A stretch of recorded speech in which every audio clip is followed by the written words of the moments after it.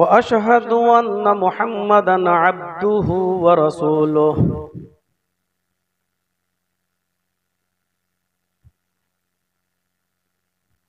अम्मा बाद फ़इन्न खैरल हदीस किताबुल्लाह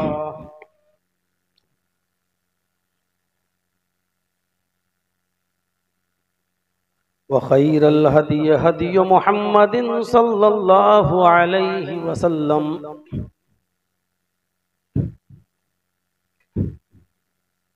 व शर्रुल उमूरि मुहदसातुहा व कुल्लु मुहदसतिन बिदअह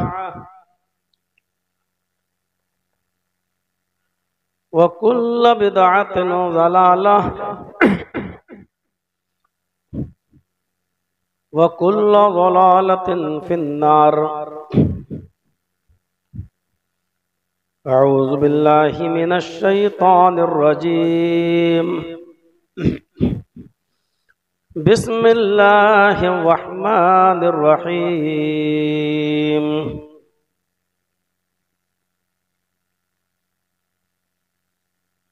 इन्ना अअतैनाकल कौसर फसल्लि लिरब्बिका वनहर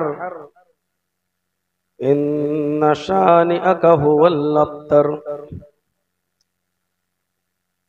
रब्बि इश्रह ली सदरी वयस्सिर ली अमरी वहलुल उक़दतम मिन लिसानी यफ़क़हू क़ौली।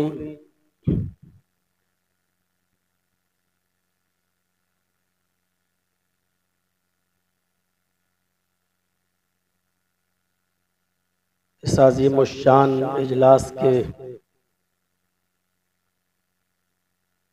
सदर मोहतरम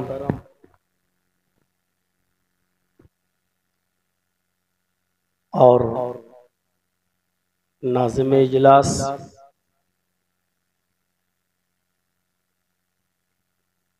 स्टेज पर जलवा अफरोज मुअक्कर उलमाए किराम, बिलरियागंज और उसके अतराफ व अकनाफ से क़ुर्ब जवार से तशरीफ लाए हुए मुअज़्ज़ज़ सामईन हज़रात, पर्दा नशीन इस्लामी ख़वातीन, माँ और बहनों, कौमों मिल्लत के लायक वर नौजवानों, अजीज बच्चों,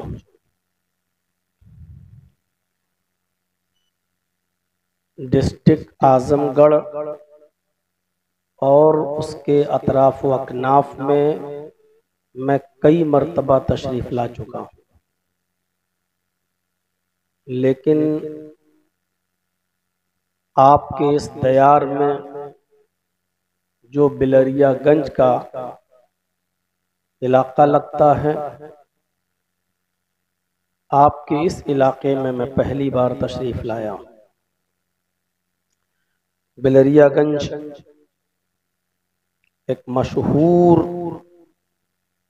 इलाका है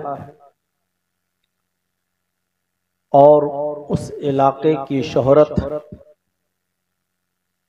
एक मारूफ और मशहूर इदारे जामिअतुल फलाह की वजह से भी उसको मिली है और दुनिया भर में ये इलाका जामिअतुल फलाह की वजह से बिलरियागंज काफ़ी मशहूर हुआ है। अल्लाह रब्बुल आलमीन इस इदारे से फैलने वाले इल्म की रोशनी से हम सबको मुस्तफ़ीज़ होने की तौफीक अता फरमाए। फारूक अब्दुल्ला साहब ने यहाँ प्रोग्राम की तारीख का तयन किया है और बार बार फ़ोन करके उन्होंने राब्ता किया है। जो नाजिम हैं ज़िले जमियत अहले हदीस आज़मगढ़ के, काफ़ी कद्दो काविश के बाद 15 अक्टूबर की डेट ये मिली और इन्होंने 2-3 रोज पहले मुझे बताया कि आपको सीरत के ताल्लुक से कुछ बातें सामईन के सामने रखना है। कल का मेरा प्रोग्राम था पूरा सूफी मुबारकपुर में। इत्तेफाक कहिए कि उन लोगों ने भी मुझे सीरत ही का टॉपिक दिया था। आज मैंने आपके सामने खुतबे मसनूना के बाद जिस सूरत की तिलावत की है, उस सूरत को सूरतुल कौसर कहा जाता है और कुरान की ये सबसे छोटी सूरत है। सिर्फ 3 आयतों पर मुश्तमिल है। इन्ना आतैना कल कौसर फसल्लि लिरब्बिका वनहर इन्ना शानिअका हुवल अब्तर। समंदर को कूजे में बंद कर दिया है। नबी अकरम सल्लल्लाहु अलैहि वसल्लम की पूरी जिंदगी और मक्की और मदनी जिंदगी और उस जिंदगी में आने वाली परेशानियां हो, मुसीबतें हो या आराम जो भी हो, उसको बहुत शॉर्ट में अल्लाह तबारक व तआला ने बयान कर दिया है और सिर्फ इतना कहा है, इन्ना आतैना कल कौसर। कौसर कसीर से मुश्तक है। बहुत से मुफस्सिरीन ने और बहुत से मुतरजिमीन ने इसका तर्जमा सिर्फ ये किया है कि आए नबी, हमने आपको हौज़े कौसर अता फरमाया। लेकिन इस आयत का सिर्फ यही तर्जमा नहीं है कि आए नबी, हमने आपको हौज़े कौसर दिया। कौसर कसीर से मुश्तक है, जिसका माना है बहुत सी खूबियां और बहुत सी भलाइयां। और अक्सर मुतरजिमीन ने जो तर्जमा किया है वो ये किया है कि इन्ना आतैना कल कौसर, आए नबी सल्लल्लाहु अलैहि वसल्लम, हमने आपको खैरे कसीर से नवाजा है, बहुत सी खूबियां और बहुत सी भलाइयों से नवाजा है। फसल्लि लिरब्बिका वनहर, शुक्रिये के तौर पर आप नमाज पढ़ते रहिए और कुर्बानी देते रहिए। और आगे वाले जुमले पर गौर कीजिए, इन्ना शानिअका हुवल अब्तर, आपका दुश्मन ही अबतर होगा, मकतू नस्ल हो जाएगा, दुम बरीदा होगा, खाकालूद हो जाएगा। इस आयत की रोशनी में चंद बातें जो आपके सामने मैं करने की जसारत कर रहा हूं, तो इतना बता दूं कि जब तक इस आयत का सबबे वुरूद आपके सामने नहीं रखा जाए, कुरान की सूरत का सबबे वुरूद आपके सामने ना आए, तब तक आप सीरत के इस पहलू पर होने वाली पूरी तकरीर को नहीं समझ सकते हैं। इस सूरत का एक सबबे वुरूद है, शाने नुज़ूल है। नबी अकरम सल्लल्लाहु अलैहि वसल्लम की शादी हजरत खदीजा रजी अल्लाह ताला अन्हा से हुई, तो आपको अच्छी तरीके से इस बात का इल्म होगा कि आपके जितने भी बच्चे पैदा हुए वो आपकी पहली बीवी इसी खदीजा रजी अल्लाह ताला अन्हा के बतन से, उनके पेट से पैदा हुए, जिसमें 4 लड़कियां हैं और 2 लड़के हैं। आपका एक बेटा और था, लेकिन वो खदीजा के बतन से नहीं, बल्कि आपकी लौंडी, आपकी खादिमा मारिया किप्तिया के बतन से पैदा हुआ था, जिस बच्चे का नाम आपने रखा था इब्राहिम। हुआ यूं कि आपके दो बच्चे जो खदीजा से पैदा थे, पहले सबसे पहले जो बच्चा पैदा हुआ उसका नाम था कासिम, और उसी जेहत से नबी अकरम सल्लल्लाहु अलैहि वसल्लम को कहा जाने लगा अबुल कासिम, कासिम के बाप। तो पहले बेटे का नाम था कासिम। उसके बाद 4 बेटियां पैदा हुई, ज़ैनब, रुकैया, उम्मे कुलसूम और हजरत फातिमा। और उसके बाद फिर एक बेटा पैदा हुआ जिसका नाम था अब्दुल्लाह, जिनको तैयब और ताहिर भी कहा जाता था, ये उनका लक़ब था। तो एक बच्चा आपका बाद में पैदा हुआ जिसका नाम था अब्दुल्लाह। आपकी लड़कियां तो आपकी जिंदगी में कई सालों तक शादी की उम्र तक जिंदा रही, लेकिन बच्चे आपके जो थे लड़के वो सिगरे सिन्नी ही में इंतकाल कर गए, बचपने ही में इंतकाल कर गए, उनको ज्यादा उम्र नहीं मिली। कासिम का इंतकाल हो गया, हजरत ज़ैनब पैदा हुई, कई साल जिंदा रही, शादी भी हुई उनकी। हालांकि वो भी नबी अकरम की जिंदगी में इंतकाल की, ये अलग बात है, लेकिन वो इतने लंबे जमाने तक रही कि उनका निकाह भी अल्लाह के नबी ने कराया और उनसे बच्चे भी थे। हजरत रुकैया भी इतने दिनों तक जिंदा रही कि उनका निकाह आपने हजरत उस्मान से किया, और उस्मान से पहले अबू लहब के बेटों के साथ निकाह हुआ था, लेकिन बाद में हजरत उस्मान के साथ निकाह हुआ। रुकैया का भी इंतकाल हुआ, उम्मे कुलसूम उनका भी निकाह रुकैया के इंतकाल के बाद हजरत उस्मान से हुआ, फिर उनका भी इंतकाल हुआ।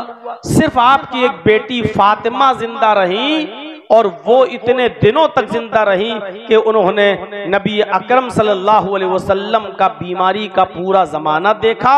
बल्कि नबी अकरम सल्लल्लाहु अलैहि वसल्लम का जब इंतकाल हुआ तो हजरत फातिमा वहीं मौजूद थी, और नबी अकरम के इंतकाल पर हजरत फातिमा ने यह कहा था कि वाह करबा अबा मन अजाब रब्बन दआ, वाह करबा अबा मन जन्नतुल फिरदौसी मअवा, वाह करबा अबा इला जिब्रील ननआ।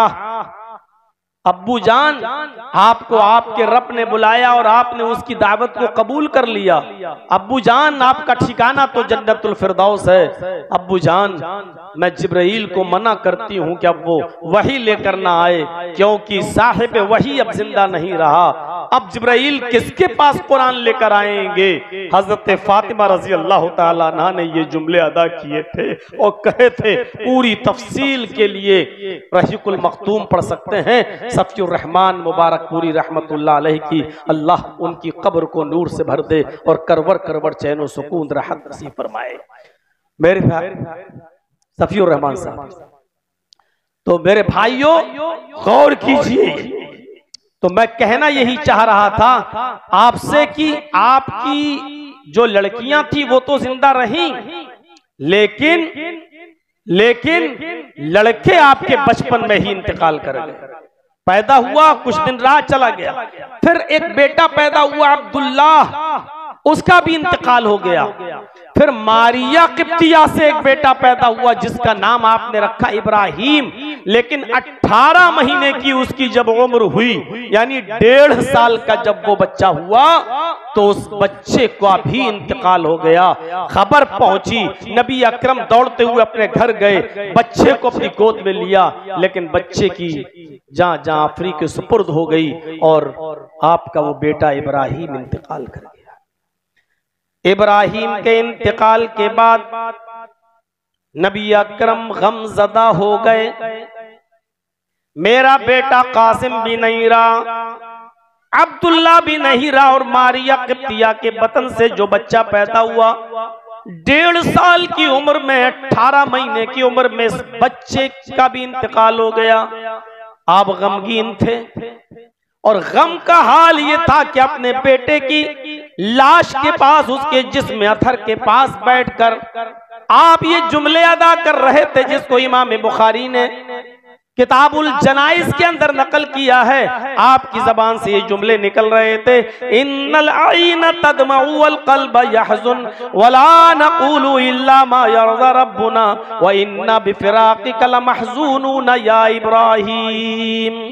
आपकी जबान से ये जुमले निकले कि आए मेरे बेटे इब्राहिम, तेरी जुदाई से मेरी आंखें अश्कबार हैं। इन्नल आईन तदमउ, मेरे लख्ते जिगर मेरे बेटे, तेरी जुदाई से मेरी आंखें अश्कबार है, मेरे आंखों में आंसू हैं।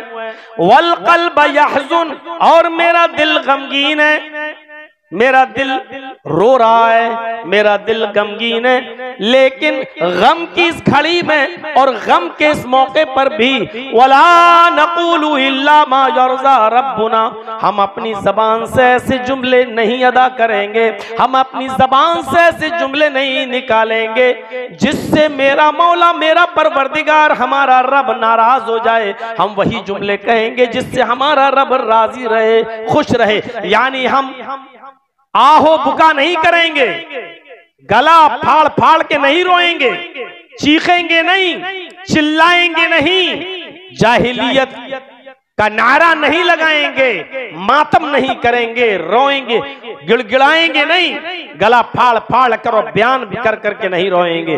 वला नक़ूलु इल्ला मा यरज़ा रब्बुना, हम वही बातें अपनी जबान से कहेंगे जो बातें हमारे रब को राजी करती हो, हमारे रब को खुश करती हो। जिन बातों से हमारा रब राजी हो, खुश हो, वही बातें हमारी जबान से हम निकलेंगी। हाँ, लेकिन बेटा है, मैं भी इंसान हूँ, फितरी तौर पर औलाद की जुदाई का गम हमें भी होगा।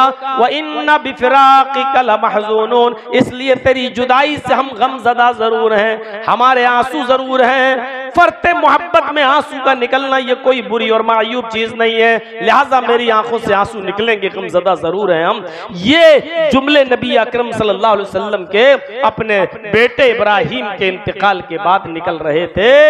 और उधर अबू लहब, आस इब्ने वाइल, वलीद इब्ने मुगीरा, ये और इन जैसे दूसरे दुश्मनाने रसूल एक जत्था बनाकर ये जुमले अदा कर रहे थे, लोगों खुश हो जाओ, मोहम्मद की हड्डी टूट चुकी है, मोहम्मद दुम बुरीदा हो चुका है, मोहम्मद मक्तून नस्ल हो चुका है, मोहम्मद अबतर हो चुका है।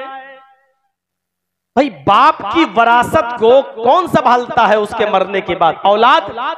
लेकिन अब मोहम्मद की वरासत उसका दीन है, इस्लाम है, ये कौन संभालेगा? उसकी औलाद। अब औलाद तो रही नहीं गई, मोहम्मद का कोई बेटा तो रहा ही नहीं है, न कासिम रहा, न अब्दुल्ला रहा, ये तीसरा जो बेटा था ये भी खत्म हो गया।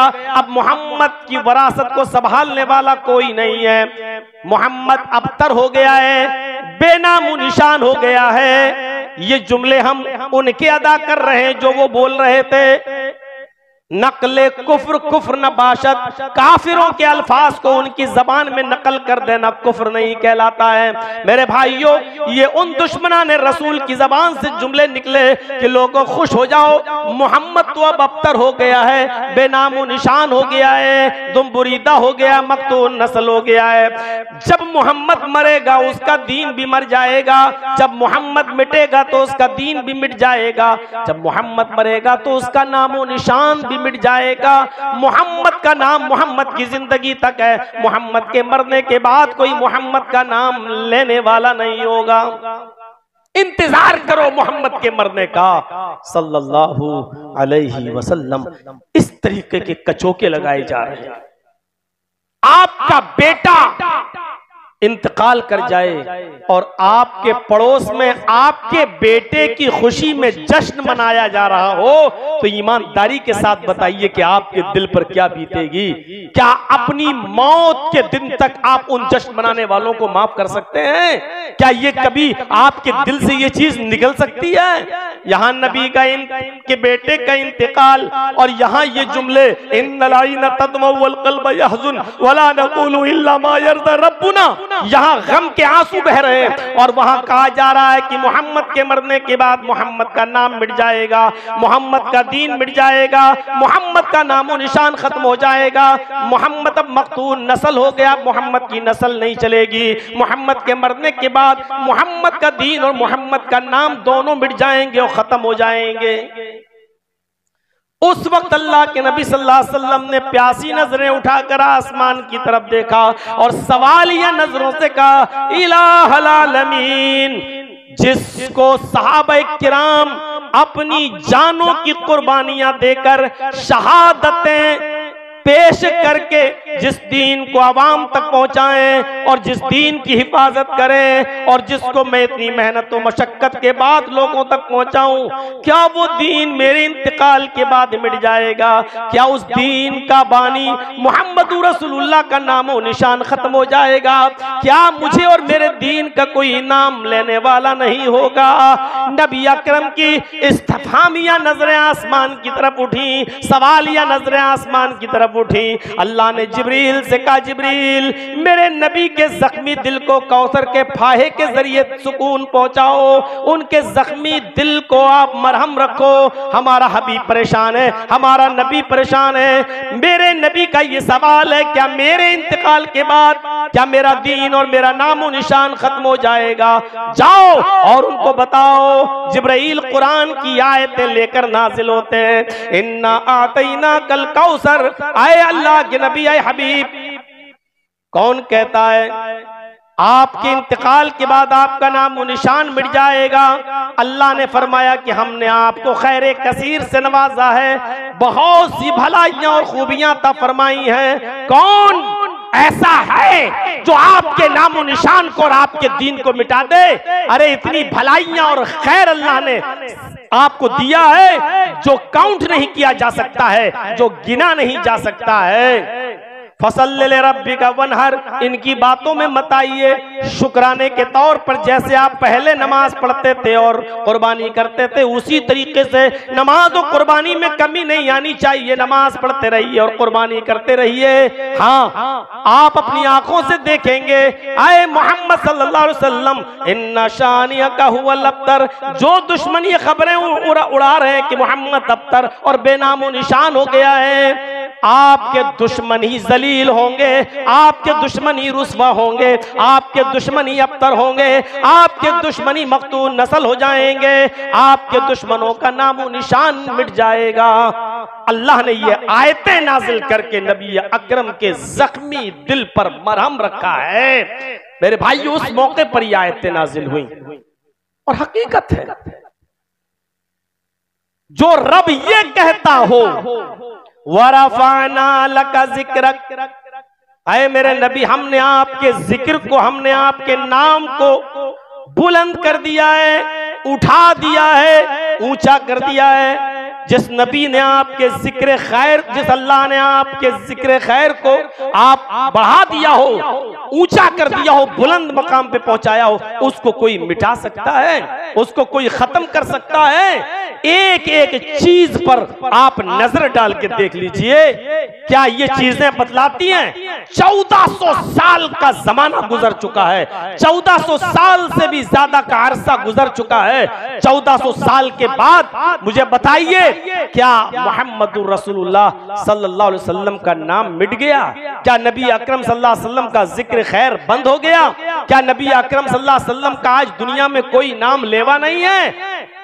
मैं तो ये कहूंगा कि अल्लाह के बाद मखलूकाते अर्जी में इस जमीन पर तमाम अदियाने बातिला के लोग मौजूद हैं, फिरक और अदियान के लोग, उनके मानने वाले मौजूद हैं, लेकिन मुआजना कर लें, टेली कर लें, ले आए अपने अपने महान पुरुषों को ले आएं, अपने अपने मैसेंजर्स और प्रॉफिट्स को ले आएं, अपने अपने बुजुर्गों को ले आएं और कंपेयर करके देखें, आइए टैली करके देखें और मिलाकर देखें कि आज भी 1400 साल का जमाना गुजर जाने के बाद भी अगर इस कायनात में मखलूकात के अंदर अगर सबसे ज्यादा किसी का नाम लिया जा रहा है, वो भी 1400 साल गुजर जाने के बाद सबसे ज्यादा अगर किसी हस्ती का नाम लिया जा रहा है तो वो हस्ती है जनाबे मुहम्मदुर रसूलुल्लाह सल्लल्लाहु अलैहि वसल्लम।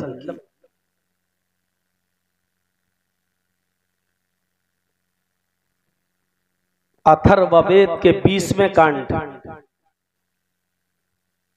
उसका सूक्त नंबर 121 के मंत्र नंबर 1 में आप देखेंगे इसी तरफ इशारा किया, इदम जनाउपश्रुतो नरा शंसिस्तश्विष्यते षष्ठिम सहस्रा नवीतम चकौरम अरुष्मेधु दद्महे। मैंने मंत्रों को पढ़ना छोड़ दिया है आमतौर पर जलसों के अंदर। हाई कोर्ट से मुझे जो बेल मिली है वो कई शर्तों पर मुहित है। उसी में शर्त ये भी है कि आप किसी दूसरे मजहब की कोई किताब का हवाला नहीं देंगे, आपको अपने मजहब की किताब से मतलब है, आपको अपने मजहब से वास्ता है। लेकिन चूंकि इसमें कोई ऐसी चीज नहीं थी इसलिए मैंने पेश कर दी। ये बताने का मकसद सिर्फ ये है कि आखिरी नबी को क्या कहा गया और उसका नाम कितना बुलंद होगा उसकी तरफ इशारा किया गया। अथर्ववेद 20वां कांड सूक्त 121 का मंत्र नंबर 1, इदम जनाउपश्रुतो नरा शंसिस्तश्विष्यते। इदम संस्कृत में बिल्कुल ऐसे ही बोला जाता है जैसे अरबी में या अल्लाह, अय अल्लाह, या अय्युहन्नास, अय लोगो। इदम जना का वही तर्जुमा है, अय लोगो। इदम अय जना जनता, इदम जना अय जनता, तो क्या तर्जमा करोगे? अय लोगो। मैं ये कहूं कि या अय्युहन्नास को संस्कृत में कैसे कहेंगे? इदम जना, अय लोगो।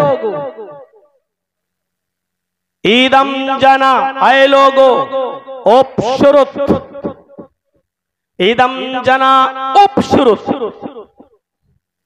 उप मानी नीचे, श्रुत मानी कानों के नीचे सुनना। उप मानी नीचे, श्रुत मानी सुनना, कानों के नीचे सुनना मतलब गौर से सुनना।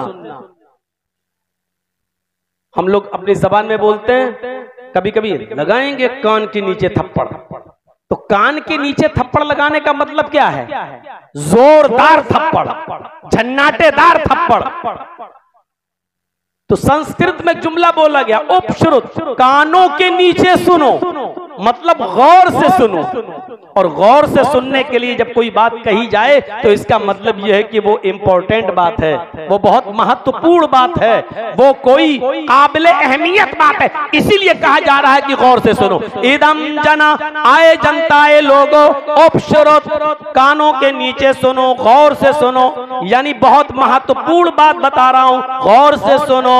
नराशंसिस्तश्विष्यते, इस धरती पर नराशंस आएगा, उसकी इतनी प्रशंसा होगी, इतनी प्रशंसा होगी इस तश्विष्यते के पूरे विश्व में उससे ज्यादा किसी की प्रशंसा नहीं होगी, पूरे विश्व में उससे ज्यादा किसी का नाम नहीं लिया जाएगा। इदम जना गौर से सुनो, आए जनता उपश्रुत गौर से सुनो, नराशंस आएगा। नरा नर आशंस, नर के माना इंसान, नर के माना आदमी, नर के माना व्यक्ति, और आशंस जिसकी प्रशंसा की जाए, जिसकी तारीफ की जाए, दो जुमलों से मिलकर बना है। नर आशंस मिलाएंगे तो पढ़ेंगे नराशंस, ऐसा व्यक्ति जिसकी प्रशंसा की जाए, जिसकी तारीफ की जाए। अरबी में जिसकी तारीफ की जाए, तारीफ किया हुआ शख्स, जिसकी तारीफ की गई हो, उसको अगर आप अरबी में कहेंगे तो आप हम्मदा युहम्मिदो बाबे तफईल से ऑब्जेक्ट ले आइए तो आएगा मोहम्मद। हम्मद युहम्मिदो तारीफ करना, और मोहम्मद जिसकी तारीफ की जाए, जिसकी तारीफ की गई हो। नराशंस ऐसा व्यक्ति आएगा जिसकी प्रशंसा की जाएगी, यानी तारीफ किया हुआ शख्स। हम नराशंस का तर्जमा मोहम्मद से कर देते हैं। इस धरती पर मोहम्मद आएंगे जिसकी तारीफ सबसे ज्यादा होगी, नराशंस आएंगे। इस तशविशियत पूरे विश्व में उनसे ज्यादा किसी का नाम नहीं लिया जाएगा। सच्चाई यही है कि पूरे विश्व में अगर सबसे ज्यादा किसी का नाम लिया जा रहा है तो मोहम्मद रसूलुल्लाह का। उठा कर देख लीजिए आप। ईसा अलैहिस्सलाम के मानने वाले मौजूद हैं, लेकिन जीसस का, ईसा का नाम नहीं लिया जाता है। यहूदी भी मौजूद हैं, मोसेस के मानने वाले भी मौजूद हैं, लेकिन आज उनका नाम लेने वाले भी नहीं दिखाई देते सिवाय इजराइल के चंद इजराइल के अलावा। गौर करो, आज गुरु नानक जी को याद करने वाले कितने लोग हैं और कितना उनका नाम लिया जाता है। गौतम बुद्ध को याद करने वाले कितने लोग हैं और आज उनका कितना नाम लिया जाता है। रामचंद्र जी का नाम हमारे भारत में और कृष्ण जी का नाम सबसे ज्यादा लिया जाता है भारत के अंदर, श्रीलंका के अंदर, नेपाल के अंदर, लेकिन पूरे विश्व के अंदर उतना नाम उनका भी नहीं लिया जाता। और भारत में जितने लोग उनका नाम लेते हैं, अगर गौर किया जाए तो इस भारत के अंदर भी मोहम्मद रसूलुल्लाह सल्लल्लाहु अलैहि वसल्लम से ज्यादा उनका नाम नहीं लिया जाता है। इसलिए कि कोई मिनट तो छोड़ो, कोई सेकंड ऐसा नहीं जाता जिस मिनट और जिस सेकंड के अंदर जनाब मोहम्मद रसूलुल्लाह का नाम न लिया जा रहा हो। कहीं पर भी किसी भी एंगल से देख लो, नबी अकरम का नाम लिया जा रहा है। मस्जिद के मीनारे पर खड़े होकर देख लो, कोई शख्स है कान में उंगली दे दिया है, मुअज्जिन है अजान के कलमात बुलंद कर रहा है, अल्लाह की वहदानियत का इकरार कर रहा है, फिर अल्लाह के माबूद बरहक होने की गवाही दे रहा है।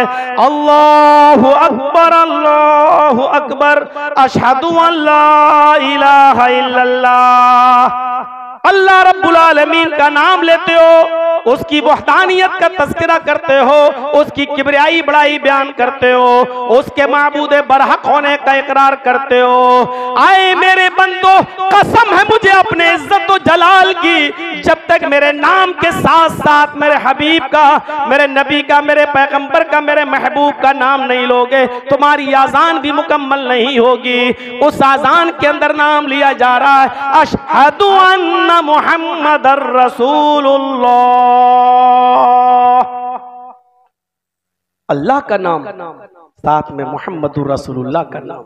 और अजान देख लीजिए, कोई एक जगह होती है, आप ही अपने यहां देख लीजिए, किसी की घड़ी 1 मिनट पीछे, किसी की घड़ी 1 मिनट आगे, किसी की घड़ी 5 मिनट आगे, किसी की घड़ी 5 मिनट पीछे, और अजान हो रही है। एक एक सेकंड और एक एक मिनट के बाद यहां खत्म हुई, दूसरी मस्जिद से अजान की आवाज आ रही है, दूसरी खत्म हुई, तीसरी मस्जिद से अभी अजान की आवाज आ रही है, तीसरी से खत्म हुई, चौथी मस्जिद से अजान की आवाज आ रही है। अभी आप यहां हैं, लेकिन 4-5 किलोमीटर की दूरी पर दूसरी मस्जिदों से आवाज आ रही है। उनकी आवाज आपको नहीं लग रही है, लेकिन आवाज आ रही है। इंसाइक्लोपीडिया ऑफ ब्रिटानिका का क्रिश्चियन राइटर अपनी किताब में लिखता है, एक सेकंड भी ऐसा नहीं जाता, एक सेकंड भी ऐसा नहीं जाता, उसने लिखा एक लम्हा भी ऐसा नहीं जाता जिस लम्हे में मोहम्मद का नाम न लिया जाता हो सल्लल्लाहु अलैहि वसल्लम।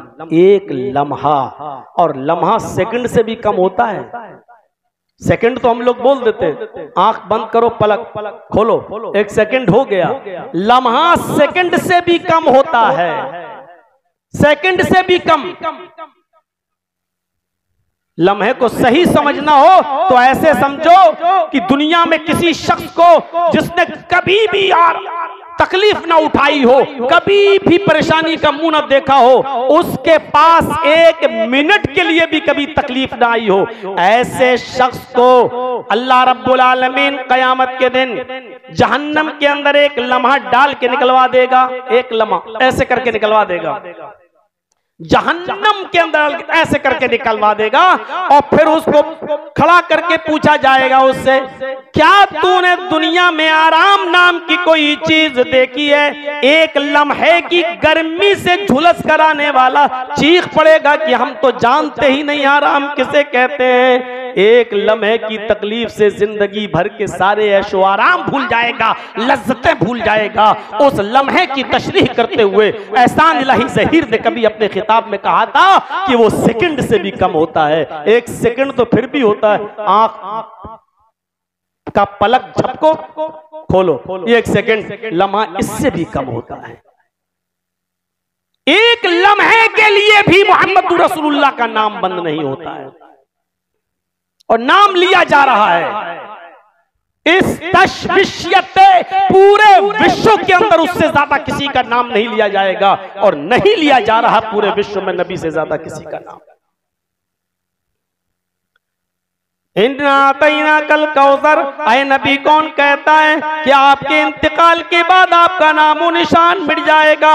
मस्जिद की बुलंदियों पर खड़े होकर मेरा बंदा जब मेरा नाम लेगा, कसम है मुझे अपने इज्जत व जलाल की, मेरे नाम के साथ साथ वो आपका भी नाम लेगा। और जब अल्लाह का नाम लिया जाता रहेगा तो मोहम्मद रसूलुल्लाह का नाम भी लिया जाता रहेगा। यानी कयामत की सुबह तक मस्जिदों में अजानें होती रहेंगी तो कयामत की सुबह तक मोहम्मद रसूलुल्लाह का नाम भी लिया जाता रहेगा। कौन कहता है कि आपके इंतकाल के बाद आपका दीन मिट जाएगा, आपका नाम निशान खत्म हो जाएगा? नहीं। एक और तरीके से देखिए, जब भी कोई वुजू बनाता है तो ये लीजिए, कुल्ला किया, नाक में पानी डाला और वुजू बनाने के बाद क्या दुआ पड़ी? अशहदु अल्ला इलाहा इल्लल्लाह व अशहदु अन्ना मुहम्मदन अब्दुहु व रसूलुहु। मुस्लिम शरीफ की हदीस में वुजू की इतनी ही दुआ है, अल्लाहुम्मा जअलनी मिनत तव्वाबीना व जअलनी मिनल मुतत्तहिरीन। ये अल्फाज तिर्मिजी के अंदर आए हैं। तिर्मिजी के मैंने जो रिवायत आपके सामने पढ़ी है अभी, वो जो दुआ बताई है वो मुस्लिम की है। इस दुआ में क्या पढ़ा जा रहा है? अशहदु अल्ला इलाहा इल्लल्लाह व अशहदु अन्ना मुहम्मदन अब्दुहु व रसूलुहु। कौन कहता है मेरे हबीब आपके इंतकाल के बाद आपका नामो निशान मिट जाएगा? मेरा बंदा जब भी वुजू बनाएगा और वुजू बनाने के बाद जहां मेरी वहदानियत का इकरार करके मेरा नाम लेगा, उस वुजू के बाद की दुआ में वो आपका भी नाम लेगा। अशहदु अल्ला इलाहा इल्लल्लाह कहेगा तो अशहदु अन्ना मुहम्मदन अब्दुहु व रसूलुहु, वो आपके नाम का भी जिक्र करेगा। तो जब तक वुजू बनाया जाता रहेगा तब तक आपका नाम भी लिया जाता रहेगा। कौन कहता है कि आपके इंतकाल के बाद आपका नामो निशान मिट जाएगा? इन्ना आतैना कल कौसर, हमने आपको खैर कसीर से नवाजा है, हमने आपको बहुत सी भलाइयों से नवाजा है। चलिए, अजान में भी मेरे नाम के साथ साथ आपका नाम भी लिया जाता रहेगा, लेकिन अजान के बाद की दुआ में जब भी मेरा बंदा दुआ पढ़ेगा, मेरा नाम लेगा, तो उसी दुआ में आपका नाम भी लेगा। अल्लाहुम्मा रब्बा हाज़िहि दावति ताम्मा व सलातिल काइमा आति मुहम्मदनिल वसीला वल फजीला वबअसहु मकामम महमूदा अल्लज़ी वअदता।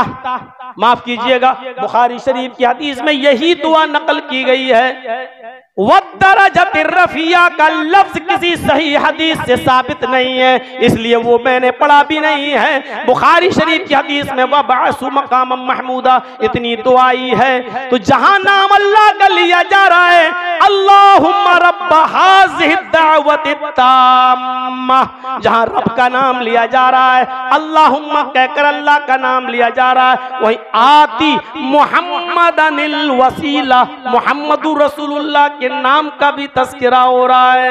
ऐ नबी, कौन कहता है आपके इंतकाल के बाद आपका नामो निशान मिट जाएगा? कौन कहता है आपके इंतकाल के बाद आपका दीन और आपका नाम खत्म हो जाएगा? जब तक अजान होती रहेगी और अजान के बाद दुआ पढ़ी जाती रहेगी, आपका नाम भी लिया जाता रहेगा। आइए अब नंबर आता है नमाज का।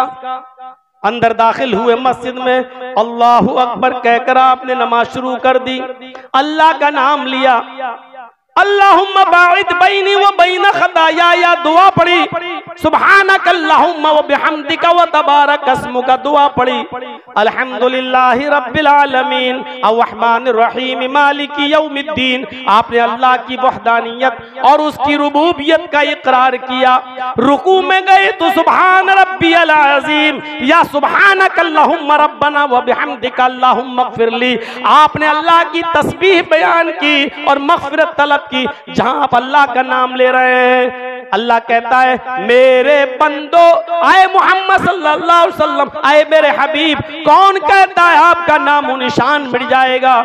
जब तक दुनिया में मेरी इबादत होती रहेगी, नमाज पढ़ी जाती रहेगी और नमाज में मेरा बंदा मेरा नाम लेगा, तो नमाज खत्म करने से पहले, नमाज में सलाम फेरने से पहले, नमाज कंप्लीट करने से पहले अत्तहियात में बैठकर वो आपका नाम भी लेगा, अशहदु अन्ना मुहम्मदन अब्दुहु व रसूलुहु, और दरूद शरीफ पढ़ेगा तो आपका नाम भी लेगा, अल्लाहुम्मा सल्ली अला मुहम्मद, अल्लाहुम्मा बारिक अला मुहम्मद।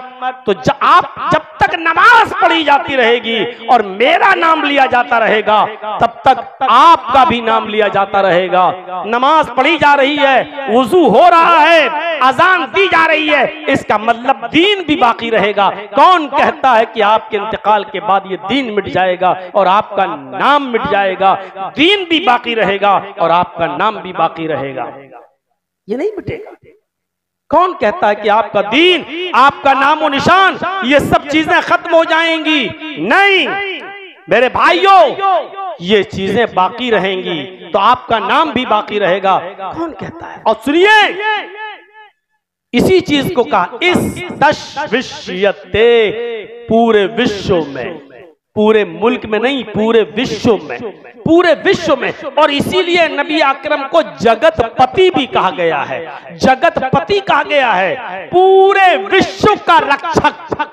अश्वमा शुगमा रूहा देव दत्त जगतपति आसिना साधु तमनम षटेश्वर्या गुणन्विता। अश्वमा शुगमा रूहा, अश्व मानी घोड़े को कहते हैं, अश्व कल्की को, अंतिम ऋषि को, नराशंस को एक घोड़ा दिया जाएगा, उस घोड़े पर वो सवार होकर अश्वमा शुगमा रूहा, बिजली से भी ज्यादा तेज रफ्तार से चलने वाले घोड़े पर बैठेगा और आकाशीय यात्रा करेगा, आसमान का सफर करेगा। घोड़ा शुगमा रूहा, बिजली से भी ज्यादा तेज रफ्तार से। ये बिजली तो थी नहीं, आसमानी बिजली, आसमानी बिजली जो बादल में जो कड़कते हैं, बिजली जो चमकती है, उस बिजली की तरफ इशारा। वो घोड़े की रफ्तार आसमानी बिजली की तरह होगी, आकाशीय बारिश वाली बिजली। एक सेकंड में 1,86,000 मील की रफ्तार तय करती है वो रोशनी। एक सेकंड में 1,86,000 मील की रफ्तार तय करती है।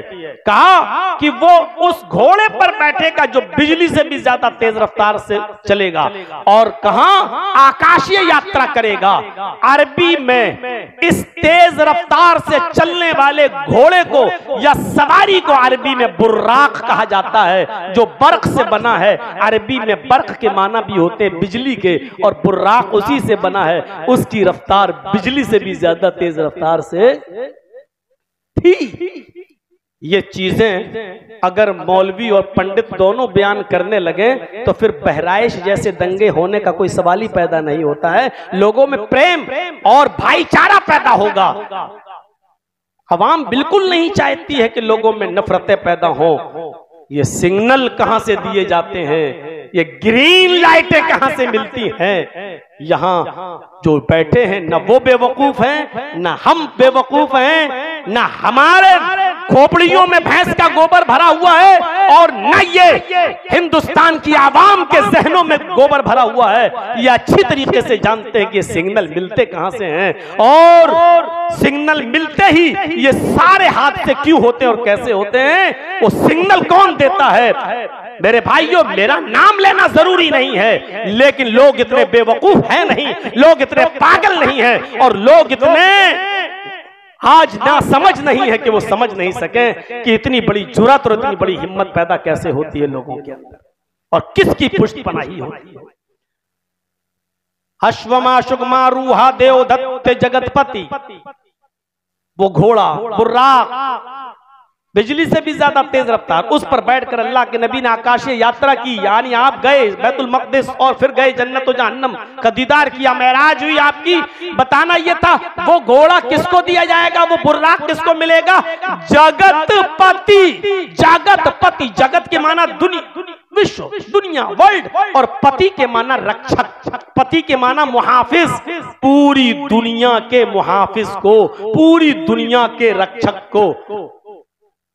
एक औरत के पति को, दूल्हा को पति इसीलिए कहा जाता है क्योंकि वो अपनी पत्नी, अपनी बीवी की पूरी जिंदगी का मुहाफिज हो जाता है। निकाह करने के बाद उसने उसको अपनी हिफाजत में ले लिया, उसको इसीलिए पति कहा जाता है क्योंकि वो अपनी बीवी की इज्जत और आबरू का मुहाफिज है। पति के माना दूल्हा नहीं होते हैं, पति के माना रक्षक के होते हैं। अगर पति के माना दूल्हा के करोगे तो बहुत खराबियां पैदा हो जाएंगी।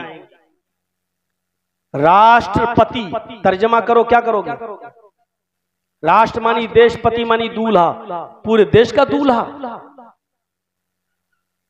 और उस हिसाब से आप क्या कहोगे, हमारे देश की इस वक्त की राष्ट्रपति को तो राष्ट्रपत्नी कहना चाहिए, लेकिन नहीं, क्योंकि वो पूरे राष्ट्र की मुहाफिज हैं, रक्षक हैं, इसलिए पति ही का शब्द इस्तेमाल किया जाएगा।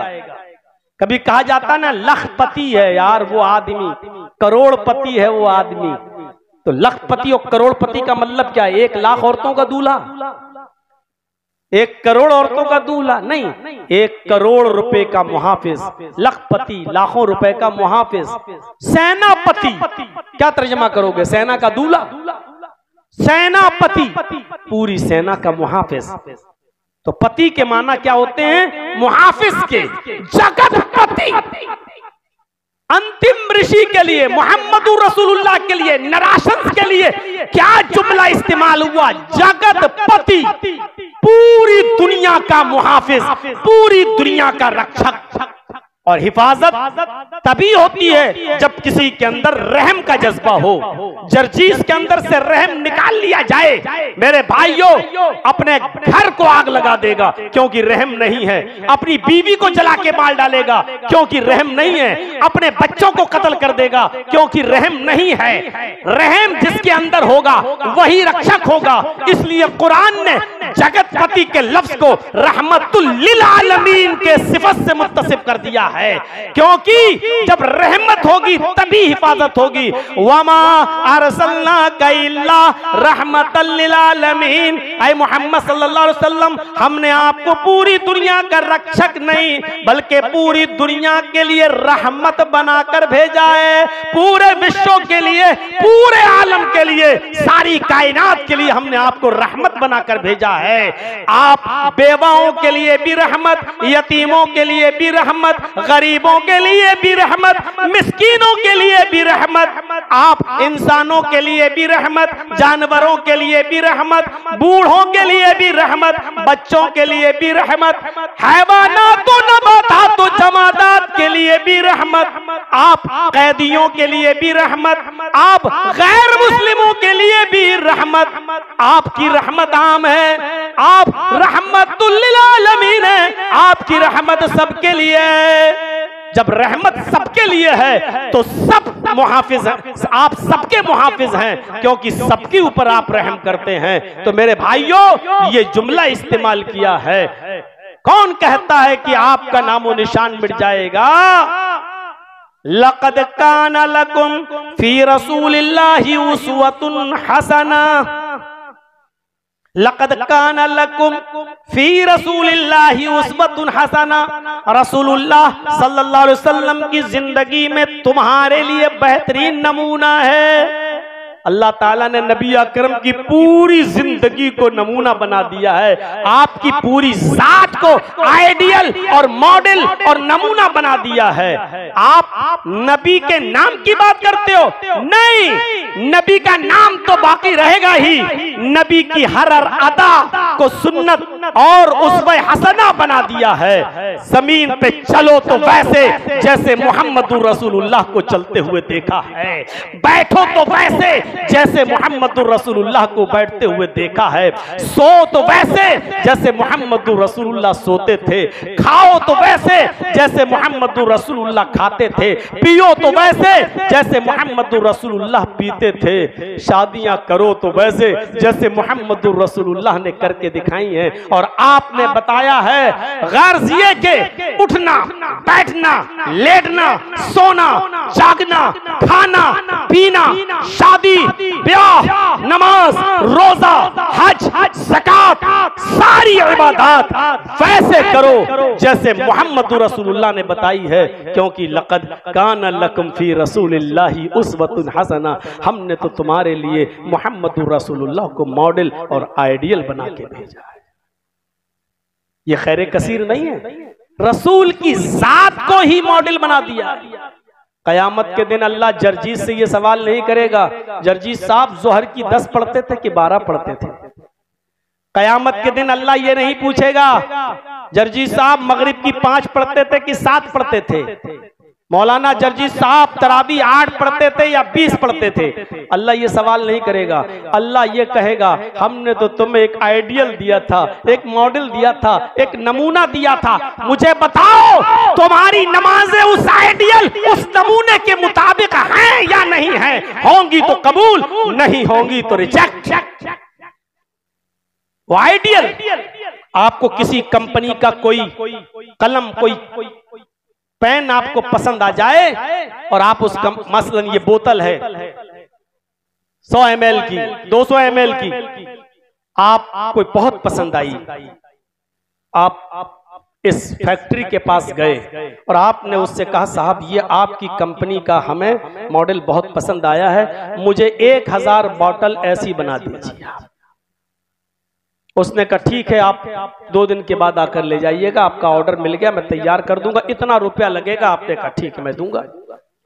2 दिन के बाद लेने गए, उसने आपके इस मॉडल के मुताबिक बोतल नहीं बनाई। उसने सोचा इतनी बोतलें बनाने में बहुत टाइम लगेगा, पानी ही तो भरना है, तो बजाय 200 ml के हम 1 लीटर वाली बोतल बना देते हैं। और उसने आपको 1 लीटर वाली बोतल बना के आपको दे दी। और आपने कहा अरे ये क्या किया, मैं तो आपको एक मॉडल लेकर गया था।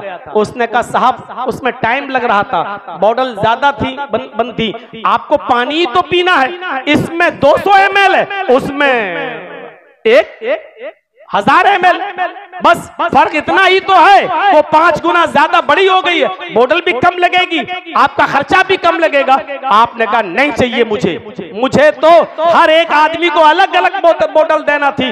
आपने चूंकि मेरे मॉडल के मुताबिक, मेरे नमूने के मुताबिक आपने बोतल नहीं बनाई है, इसलिए हम आपकी बोतल नहीं लेंगे, हटाइए इसको, हमें नहीं चाहिए, हमारा पैसा वापस कर दो। मेरे भाइयों आप नहीं लेंगे, क्यों? क्योंकि उसने आपके मॉडल के मुताबिक, उसने आपके नमूने के मुताबिक बोतल नहीं बनाई, चश्मा नहीं बनाया, पेन नहीं बनाया, या जो मॉडल आप देकर आए हैं उसने उस मॉडल के खिलाफ काम किया है, आपके दिए हुए नमूने के मुताबिक उसने काम नहीं किया, आप वो चीज नहीं लेंगे। अल्लाह रब्बुल आलमीन भी ये देखेगा। इधर आओ, तुम्हारा रुकू वैसा था या नहीं था जैसे जनाबे मोहम्मदुर रसूलुल्लाह ने बताया? तुम्हारा कयाम वैसा था या नहीं जैसे मोहम्मदुर रसूलुल्लाह ने करके दिखाया? तुम्हारा सजदा वैसे था कि नहीं जैसे मोहम्मदुर रसूलुल्लाह ने करके बताया? अगर हाँ, हमने तो तुम्हें इबादत करने के लिए एक मॉडल दिया था, एक नमूना दिया था, अगर तुमने उस नमूने के मुताबिक अमल किया तो ठीक है। खड़े होकर कहो ना जर्जीस साहब कि मैंने 2000 रकातें पढ़ी हैं, अल्लाह हमने रात रात भर इबादतें की हैं, मुंह पे मार दी जाएंगी, इसलिए कि अल्लाह के दिए हुए मॉडल और नमूने के मुताबिक नहीं है। हजरत आयशा फरमाती हैं कि मैं घर में नबी की नमाज देखा करती थी, जब आप कयाम करते थे तो ऐसा लगता था कि अब रुकू नहीं करेंगे, करना भूल गए। जब रुकू करते थे तो ऐसा लगता था जैसे रुकू से अब उठेंगे ही नहीं और रुकू ही में सारा वक्त लगा देंगे। जब रुकू से उठते दोनों हाथों को बुलंद करते और कहते समी अल्लाहु लिमन हमीदा रब्बना वलकल हम्द। इतनी देर तक अल्लाह के नबी रुकू के बाद खड़े रहते कि मैं ये समझने लगती सजदा करना भूल गए, सजदा करना भूल गए। नबी के नमाज को देखो, आइडियल देखो, नमूना देखो मेरे भाइयों। अल्लाह के नबी रुकू के बाद जब सजदे में जाते तो इतनी देर खड़े रहते कि ऐसा लगता कि जैसे सजदा करना भूल गए। सजदा करके उठते, पहला सजदा किया, पहला सजदा करके बैठे।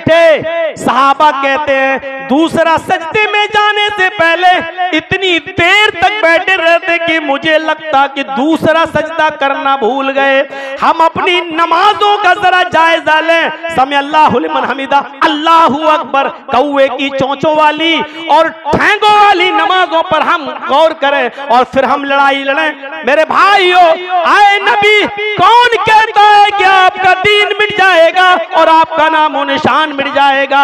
जब तक इबादतें भी आपके तरीके के मुताबिक ना हो, इबादत मेरी लेकिन तरीका आपका, जब तक मेरा बंदा मेरी इबादत आपके बताए हुए तरीके के मुताबिक नहीं करेगा तब तक उसकी नमाज भी नहीं होगी। इसलिए फरमाया लक़द कान लकुम फी रसूलिल्लाहि उस्वतुन हसना। हमने आपकी जिंदगी को, मोहम्मद रसूलुल्लाह की जिंदगी को लोगों के लिए, तुम्हारे लिए नमूना बना दिया है। रसूलुल्लाह की जिंदगी में तुम्हारे लिए बेहतरीन आइडियल है, बेहतरीन नमूना है। इसलिए याद रखिएगा, उठना, बैठना, लेटना, सोना, जागना, खाना पीना, शादी ब्याह, नमाज रोजा, हज, ज़कात, तिजारत, बिजनेस, लेन देन, ये सारी चीजें शरीयत में मौजूद हैं। उसका तरीका बताकर गए हैं अल्लाह के नबी सल्लल्लाहु अलैहि वसल्लम। अगर हमारा नबी के तरीके पर नहीं है तो फिर मामला गड़बड़ है, मामला गड़बड़ है। बैठी हुई हैं आज तलाकशुदा लड़कियां। समाज के अंदर हालात इतने खराब हैं कि अगर किसी का शौहर मर जाए और 2 बच्चे छोड़कर जाए तो बेचारी वो खातून अब डर की वजह से शादी नहीं करती है कि अब लोग क्या कहेंगे। देखो 2 बच्चे भी हैं, अब इन्हीं को पढ़ाएंगे लिखाएंगे, पाल पोस के बड़ा कर लेंगे, अब हम दूसरी शादी नहीं करेंगे। क्यों? समाज के डर से, मुआशरे के डर से वो बैठी रहती है, लेकिन दूसरी शादी करने के लिए उसका ज़मीर तैयार नहीं होता है। उसके पास जज्बात हैं, उसके पास इरादे हैं, वो जानती है कि दूसरी शादी मेरे लिए बेहतर है, लेकिन जानती है अगर कर लेंगे तो समाज क्या कहेगा, सोसाइटी क्या कहेगी। मेरे भाइयों, हजरत खुनैस, बुखारी उठाइए, हजरत खुनैस रज़ी अल्लाह ताला अन्हु जो जंगे बद्र के अंदर जख्मी हो गए। ये हजरत उमर फारूक रज़ियल्लाहु ताला अन्हु के दामाद थे और नबी अकरम ने अपनी बेटी हजरत खुनैस को दी हुई थी सफिया। हजरत उमर ने अपनी बेटी सफिया हजरत खुनैस को दी हुई थी। जंगे बदर में जख्मी हो गए और फिर इस जख्म की ताब ज्यादा न ला सके और इसी बीमारी में उनका इंतकाल हो गया। जैसे हजरत खुनैस का इंतकाल हुआ और हजरत सफिया की इद्दत खत्म हुई तो हजरत सफिया के निकाह की फिक्र हजरत उमर फारूक को हुई। जिस वक्त हजरत सफिया के शौहर खुनैस इंतकाल किए उस वक्त हजरत सफिया की उम्र कितनी थी, जरा गौर कीजिएगा, कितनी थी? 21 साल, 21 ईयर्स, सिर्फ 21 साल। उनकी शादी की फिक्र हुई हजरत उमर फारूक को। उमर फारूक रज़ी अल्लाह ताला अन्हु चाहते तो उनकी बेटी के लिए बड़े से बड़े रिश्ते मिल सकते थे, अच्छे से अच्छे रिश्ते मिल सकते थे, लेकिन हजरत उमर फारूक ने बड़े दौलतमंद और अमीर रिश्ते को तरजीह नहीं दी, बल्कि अपनी बेटी के लिए हाथ मांगा तो किससे? हजरत उस्मान गनी रज़ी अल्लाह ताला अन्हु से कहा, उस्मान तुम तो जानते ही हो कि सफिया बेवा हो गई है, खुनैस इंतकाल कर गए हैं, मुझे अपनी बेटी के निकाह की फिक्र है, क्या तुम मेरी बेटी के साथ निकाह करोगे? हजरत उस्मान गनी ने जो जवाब दिया वो जवाब ये था कि मुझे कुछ मोहल्लत दीजिए, कुछ सोचने समझने का टाइम दीजिए। कुछ दिनों के बाद हजरत उमर ने फिर उस्मान से पूछा, उस्मान क्या हुआ?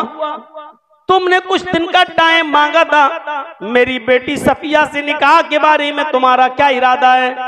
हजरत उस्मान कहते हैं उमर फारूक से कि उमर इरादा नहीं हो पा रहा है, मशवरा भी किया लोगों से और मैंने भी गौर किया तो अभी कोई इरादा नहीं बन पा रहा है, यानी मैं निकाह करने के लायक नहीं, मैं निकाह नहीं कर सकता।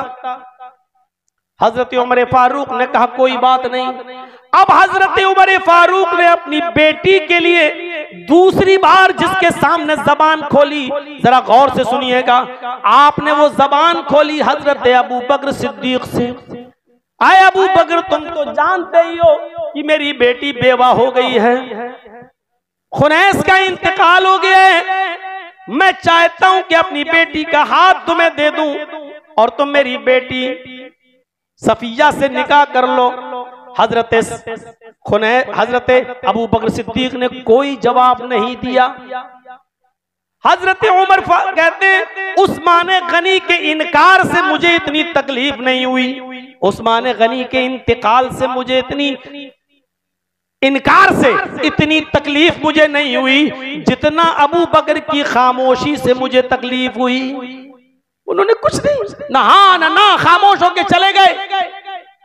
कुछ दिनों के बाद जनाब मोहम्मद रसूलुल्लाह सल्लल्लाहु अलैहि वसल्लम का पैगाम आ गया हजरत उमर से कि आपकी बेटी सफिया बेवा हो गई और मैं आपकी बेटी सफिया से निकाह करना चाहता हूं। हजरत उमर ने खुशी खुशी अपनी बेटी सफिया का निकाह मोहम्मद रसूलुल्लाह सल्लल्लाहु अलैहि वसल्लम के साथ कर दिया।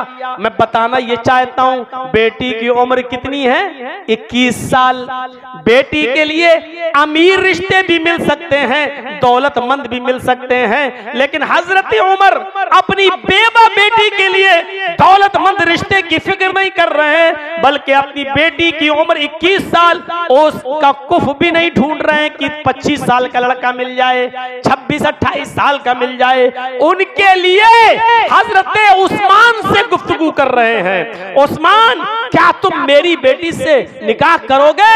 हजरत उस्मान गनी जो तकरीबन हजरत उमर फारूक की उम्र के, जरा गौर करो। आज के जमाने में तो बहुत जल्दी कह दिया जाता है इतनी छोटी लड़की से, अरे वो तो उसकी बेटी की उम्र की है। ये सोच, ये ज़हनियत हमारे मुआशरे में हो सकती है। बेटी जैसी लड़की से शादी कर ली, अरे बेटी जैसी, अरे वो तो उसको बेटी बना लेना चाहिए, अरे वो तो उसकी बेटी लगती है। ये हमारे मुआशरे में ये ज़हनियत तो हो सकती है, लेकिन शरीयत के अंदर ये ज़हनियत का कोई सबूत नहीं है। मेरे भाइयों, फिर जब उस्मान गनी ने इनकार किया तो हजरत अबू बकर की उम्र और मोहम्मद रसूलुल्लाह की उम्र तकरीबन 2-2.5 साल का फर्क, बस इससे ज्यादा नहीं। जरा आप अंदाजा लगाइए। लेकिन अबू बकर सिद्दीक ने जब कोई जवाब नहीं दिया तो मोहम्मद रसूलुल्लाह के साथ निकाह हो गया। बाद में हजरत अबू बकर सिद्दीक ने उस्मान गनी को हजरत उमर को पकड़ा और कहा शायद तुम मुझसे नाराज हो। कहा जी मैं नाराज हूं। आप खामोश हो गए, आपने मुझे जवाब के लायक नहीं समझा, इसलिए नाराज हूं। हजरत अबू बकर सिद्दीक ने कहा ये नाराजगी खत्म करने के लिए मैं आया हूं, आपकी बेटी से निकाह करने के लिए मुझे कोई एतराज नहीं था। आपने जब मुझे पैगाम दिया तो मुझे कोई एतराज नहीं था, लेकिन मैंने मोहम्मद रसूलुल्लाह को तज़किरा करते हुए सुना था, वो आपकी बेटी से निकाह करना चाहते थे और मुझे मालूम था नबी का इरादा, लेकिन नबी के इस राज को फाश करना मैंने मुनासिब नहीं समझा। मैंने सोचा अगर अल्लाह रब्बुल आलमीन की तरफ से ये हुक्म होगा तो नबी का निकाह हो ही जाएगा, और नहीं होगा तो बाद में मैं तो कर ही लूंगा। लेकिन नबी अकरम सल्लल्लाहु अलैहि वसल्लम मुझसे कह चुके थे, अपना राज बता चुके थे, और मैंने अपना नबी का ये राज आपसे जाहिर करना मुनासिब नहीं समझा। जब ये बात कही तब नाराजगी दूर हुई हजरत उमर फारूक के दिल से। मैं बताना ये चाहता हूं कि बेवा या मुतल्लका औलाद की इतनी फिक्र होती थी, ये बाप की जिम्मेदारी है कि अपनी तलाकशुदा बेटी और बेवा बेटियों का निकाह कराएं। समाज और सोसाइटी को अगर आप बुराइयों से पाक और साफ रखना चाहते हो, अगर आप चाहते हो कि अय्यारी और मक्कारी और अय्याशी से हमारा मुआशरा पाक और साफ रहे, तो रसूलुल्लाह के इस तरीके को भी नाफिज करना होगा। मेरे भाइयों, उन बेवा और मुतल्लका लड़कियों की शादी की फिक्र भी पूरे समाज को होनी चाहिए। लड़की के माँ बाप को भी, लड़के के माँ बाप को भी, और समाज को इस नजर समाज को बचना चाहिए इस नजरिए से कि अच्छा 4 बच्चियों की अम्मा अब शादी करेगी, 4 बच्चों का बाप अब शादी करेगा, हैं? अब तो उसको अपने बेटों की शादी कराना चाहिए, चला अपनी शादी करने के लिए। हजरत अब्दुल्ला इब्ने उमर फरमाया करते थे, अगर मुझे ये पता चल जाए मेरी बीवी का इंतकाल हो जाए और कोई न रहे, और मुझे ये पता चल जाए कि मैं 15 दिन भी जिंदा रहूंगा और 15 दिन के बाद मेरा इंतकाल हो जाए, तो इस 15 दिन के लिए भी मैं तन्हा नहीं रहूंगा। मैं इन 15 दिनों के लिए भी एक नेक लड़की का इंतखाब करके उससे शादी करूंगा, उसको बीवी बना के लाऊंगा, भले ही 15 दिन बाद मेरा इंतकाल हो जाए, क्योंकि मैं चाहूंगा कि अल्लाह से जब मिलूं तो पाक और साफ हालत में मिलूं, ताहिर और मुतहिर की हालत में मिलूं, पाक और साफ हालत में मिलूं। अगर मुझे यह पता चल जाए कि 15 दिन भी मैं जिंदा रहूंगा, तब भी मैं निकाह कर लूंगा, क्योंकि अल्लाह ताला से पाक और साफ मिलना है तो शादीशुदा होकर इंतकाल करो। कैसा लग रहा है हमारा मुआशरा? अब कैसा लग रहा है कुरान और हदीस की रोशनी में हमारी सोसाइटी? जरा गौर करो मेरे भाइयों। तो जिस तरीके से नबी की पूरी जिंदगी आइडियल है, नमूना है, उसी तरीके से नबी की जिंदगी के सारे आमाल नमूना है। आपकी नमाज की तरह हमारी नमाज, आपके रोजे की तरह हमारे रोजे, और अमल और आपकी दावत। जर्जीस तकरीर कर रहे हैं, आपके सामने कर रहा है, मेरी तकरीर से अगर एक आदमी भी सुधर गया और राह रास्त पे आ गया तो आप अंदाजा लगाइएगा, जब तक वो नेक अमल करेगा जितना सवाब उसको मिलेगा उतना ही सवाब उसको भी यानी मुझे भी मिलेगा, क्योंकि वो मेरी तहरीक से मुतासिर हुआ है और मेरी दावत व तबलीग से। या जितने उलमा बैठे हैं यहाँ पर, किसी एक की बात से मुतासिर होकर वो बाअमल हो गया तो जितना वो अमल करेगा, जितना सवाब अमल करने वाले को मिलेगा उस मुहर्रिक को भी मिलेगा जिसकी तहरीक पर वो आदमी बाअमल हुआ है और अमल करने वाला बन गया है। इस हिसाब से देखा जाए तो मोहम्मदुर रसूलुल्लाह की खैर कसीर का क्या आलम होगा। मेरे भाइयों, अव्वल दाई तो मोहम्मदुर रसूलुल्लाह हैं। मोहम्मदुर रसूलुल्लाह सल्लल्लाहु अलैहि वसल्लम की दावत पर अबू बकर ईमान लाए, मोहम्मदुर रसूलुल्लाह की दावत पर हजरत खदीजा ईमान लाई, मोहम्मदुर रसूलुल्लाह की दावत पर हजरत उमर इस्लाम लाए, सहाबा लाए, और फिर सहाबा की कोशिशों से ताबईन और तबा ताबईन और फिर ये और आज तक और कयामत तक जितने मुसलमान। अब आप गौर करो, अबू बकर की जितनी नमाजें हैं, जितने रोजे हैं, जितने हज और जितनी ज़कातें हैं, जितने कारे खैर हैं, जितना सवाब अबू बकर को मिलेगा उतना ही सवाब जनाबे मोहम्मदुर रसूलुल्लाह को भी मिलेगा। उमर फारूक की सारी नेकियों का सवाब जितना उमर को मिलेगा उतना जनाबे मोहम्मदुर रसूलुल्लाह को भी मिलेगा। हजरत खदीजा को जितना मिलेगा उतना ही जनाबे मोहम्मदुर रसूलुल्लाह को भी मिलेगा। सहाबाए किराम को जितना उनकी नेकियों पर सवाब मिलेगा उतना ही सवाब जनाबे मोहम्मदुर रसूलुल्लाह सल्लल्लाहु अलैहि वसल्लम को भी मिलेगा। मेरे भाइयों, और आज हम और आप जितनी इबादतें कर रहे हैं और कयामत की सुबह तक जितने मुसलमान अल्लाह की इबादत करेंगे, नमाजें पढ़ेंगे, रोजे रखेंगे, हज करेंगे, ज़कातें देंगे, नेक काम करेंगे, करेंगे, जितना सवाब इन सबको मिलेगा, हमें और आपको मिलेगा और उन क़यामत तक पैदा होने वालों को मिलेगा, उतना ही सवाब जनाबे मोहम्मद रसूलुल्लाह को भी मिलेगा, क्योंकि आप अव्वल दाई और अव्वल मुहर्रिक हैं इस दावत के, इस इस्लाम की दावत के। इसलिए जैसे दुनिया में जब भी कोई कत्ल करेगा तो उसका पहला कत्ल का गुनाह काबिल के सर पे लादा जाएगा, क्योंकि काबिल ने दुनिया में सबसे पहला कत्ल किया है। जिस दुनिया में जितने भी कत्ल होंगे उन कातिलों को तो गुनाह पड़ेगा ही, वही गुनाह काबिल के सर पर भी लादा जाएगा, क्योंकि अव्वल कत्ल का मोजिद वही काबिल है। हाबिल का भाई और आदम का बेटा, उसको गुनाह पड़ेगा। ऐसे ही दुनिया में जितने मुसलमान जितनी नेकियां करेंगे उतना सवाब मोहम्मद रसूलुल्लाह को भी मिलेगा, क्योंकि आप अव्वल दाई हैं। अव्वल तो कौन कहता है कि आपका नामो निशान मिट जाएगा? ये खैरे कसीर दी है हमने आपको, खैरे कसीर से नवाजा है, खैरे कसीर से हमने आपको नवाजा है। मेराज की दौलत जो अभी मैंने बताया था, गए बैतुल मक़दिस और फिर वहां से गए आप, सफर किया बुर्राक के जरिए। ये नियामत किसको मिली? मोहम्मद रसूलुल्लाह सल्लल्लाहु अलैहि वसल्लम को। क्या ये खैर कसीर में से एक खैर नहीं है?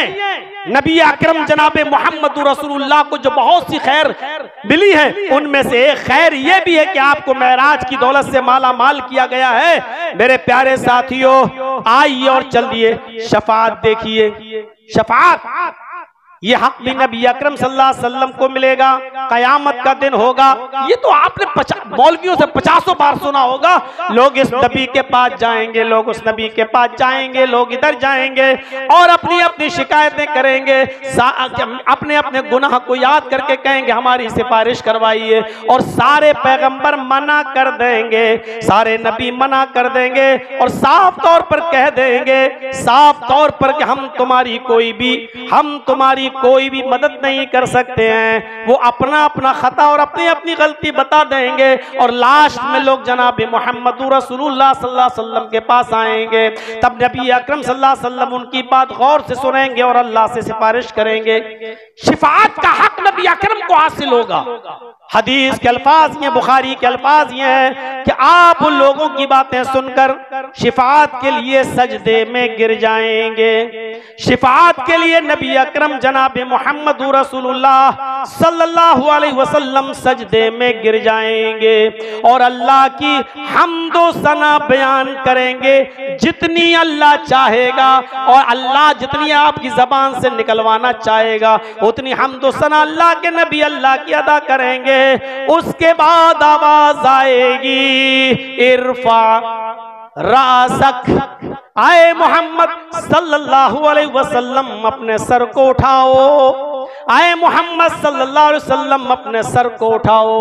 नबी अकरम सल्लल्लाहु अलैहि वसल्लम अपना सर उठाएंगे।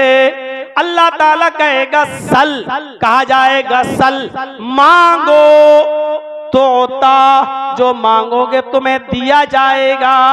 वशफ़ी तुशफ़ा, सिफारिश करो, शिफाअत करो, आपकी सिफारिश कबूल की जाएगी। तब अल्लाह के नबी इस इजाजत के बाद सिफारिश का काम करेंगे, सिफारिश, और फिर अल्लाह ताला जितने लोगों को चाहेगा उतने लोगों को बख्श देगा। नबी जितनों को चाहे बख्शवा दें, ये नहीं होगा। अल्लाह के नबी कहें सबको दे दो, जन्नती कर दो, तो सब जन्नती, ऐसा नहीं होगा। अल्लाह के नबी सिर्फ सिफारिश करेंगे।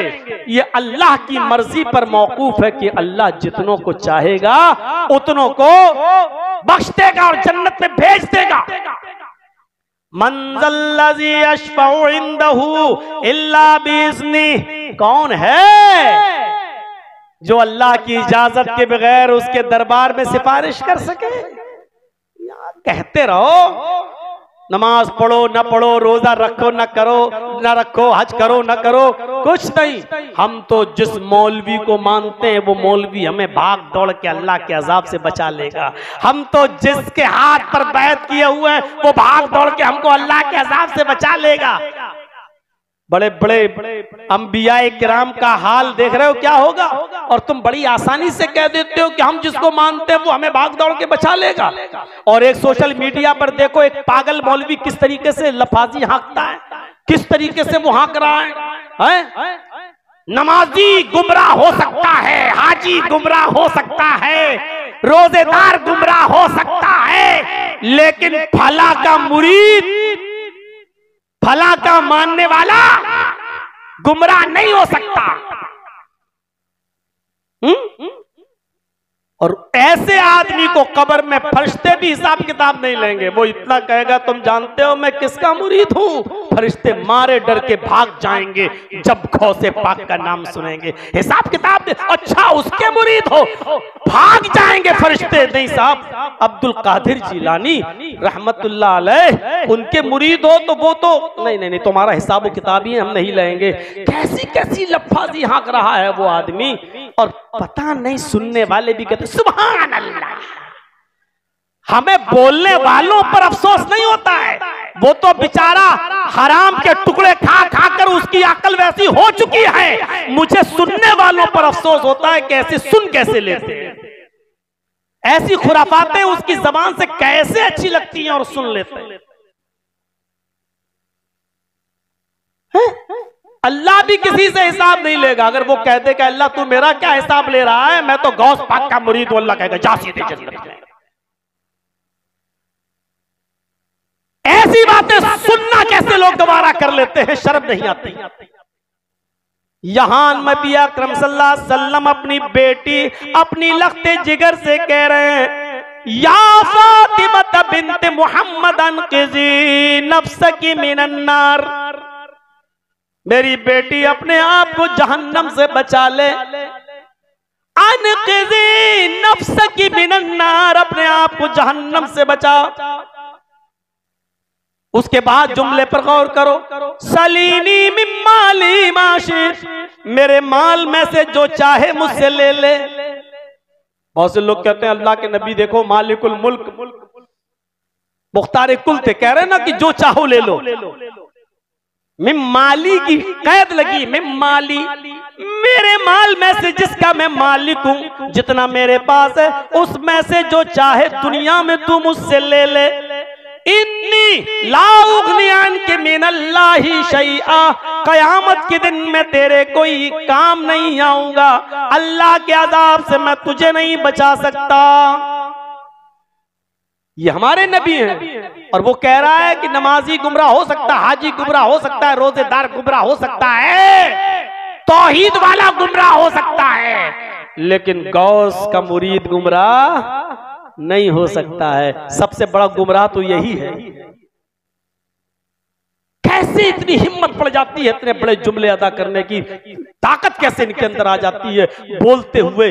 कम से कम ये क्यों नहीं सोचते अल्लाह कहीं मेरी जबान गुम ना हो जाए, ये कट के जमीन पर न गिर जाए, जमीन न धस जाए, हम इसके अंदर समा न जाए। लोग किस तरीके से बेबुनियाद बातों को कह देते हैं। उनकी किताब गुनियत तालिबीन अगर पढ़ लेते मेरे भाइयों तो अकल आ जाए। अल्लाह की वहदानियत का क्या एतराफ किया है अब्दुल कादिर जिलानी बगदादी रहमतुल्लाह अलैह ने, और अहले तौहीद की पहचान भी एक ही बताई है। उन्होंने कहा 72 फिरके जहन्नमी, एक जन्नती, और जन्नती फिरके का नाम लेते अहले हदीस ये ना समझने लगे कि हमको कहा है। हम अस्हाबुल हदीस, हम अहलुल हदीस। उन्होंने कहा कुरान और हदीस पर अमल करने वाले जन्नती। ये अहले हदीस अपने आप को न समझें जो अपनी बेटियों को बिठाए हुए हैं 30-30 साल की और शादियां नहीं करा रहे हैं, अभी तो पढ़ रही है। जब किसी राम किशोर और राजकुमार से के साथ जब कोर्ट मैरिज करेगी तब एहसास होगा ये हमने क्या किया।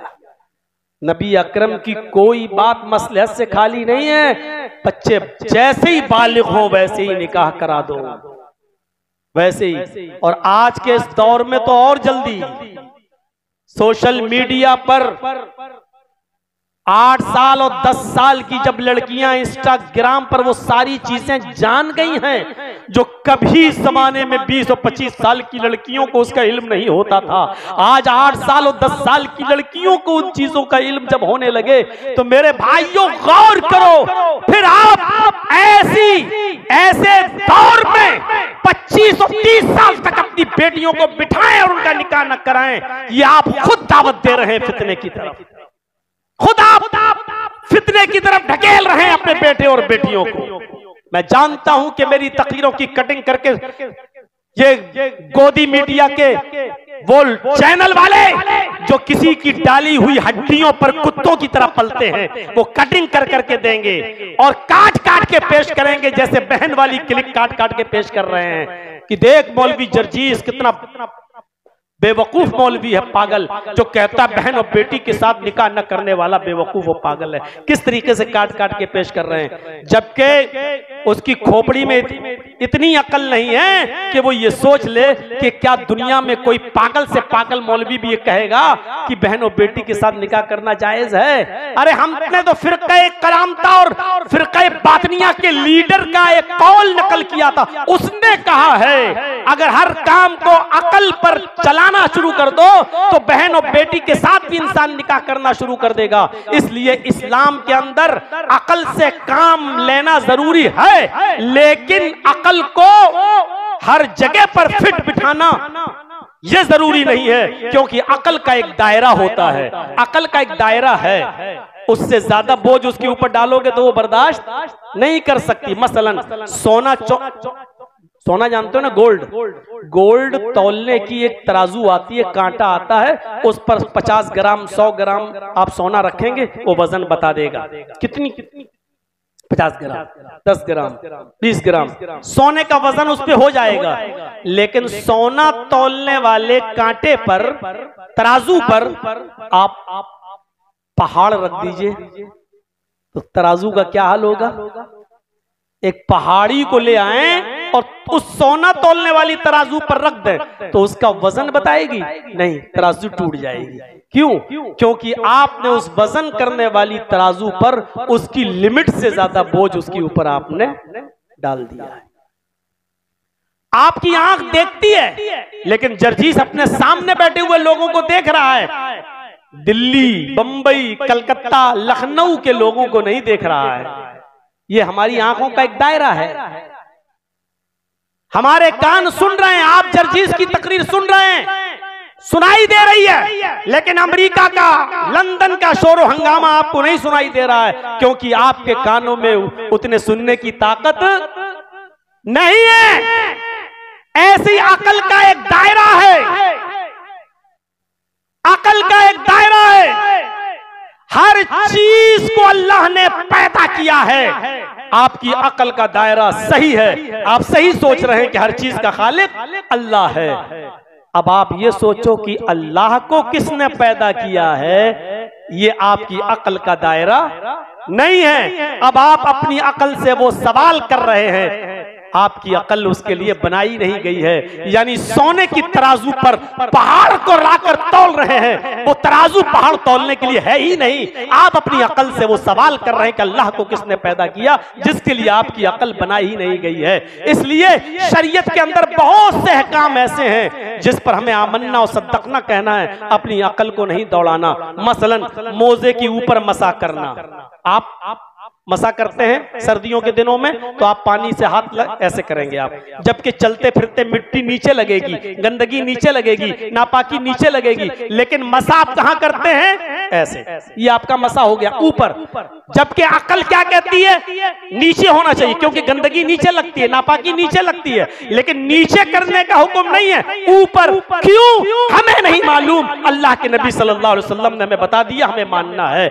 लड़का लड़की दोनों माँ के पेट से पैदा होते हैं। पैदा होने के बाद लड़का अगर पैदा हुआ है और दूध पीता अपनी माँ का, तो उसके पेशाब पर सिर्फ छींटा मारा जाएगा। लेकिन लड़की चाहे कितनी छोटी हो, चाहे वो दूध ही क्यों ना पीती हो अपनी माँ का, अगर वो पेशाब कर देगी तो लड़की का पेशाब धोया जाएगा।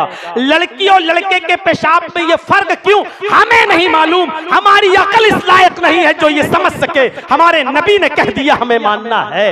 मेरे भाइयों, इसी तरीके से हर चीज का खालिक अल्लाह है, हमने मान लिया। लेकिन अल्लाह को किसने पैदा किया, ये सवाल जब आए तो फौरन कहो औज़ु बिल्लाहि मिनश शैतानिर रजीम, क्योंकि आप अपनी अकल से वो सवाल कर रहे हैं जिसके लिए आपकी अकल को बनाया ही नहीं गया है। आप अपनी अकल से उसकी लिमिट से ज्यादा काम ले रहे हैं, इसके लिए हमारी और आपकी अकल बनाई ही नहीं गई है। इसलिए इतना याद रखिए, अकल का भी एक दायरा होता है, अकल का भी एक दायरा।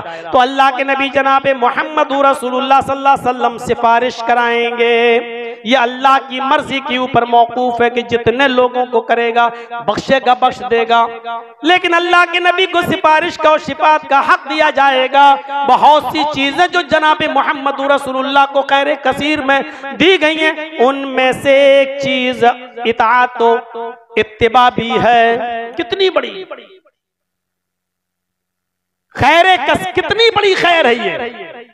हमें हर हाल में रसूल की इताअत करना है, और रसूल की इताअत करेंगे तो क्या मिलेगा?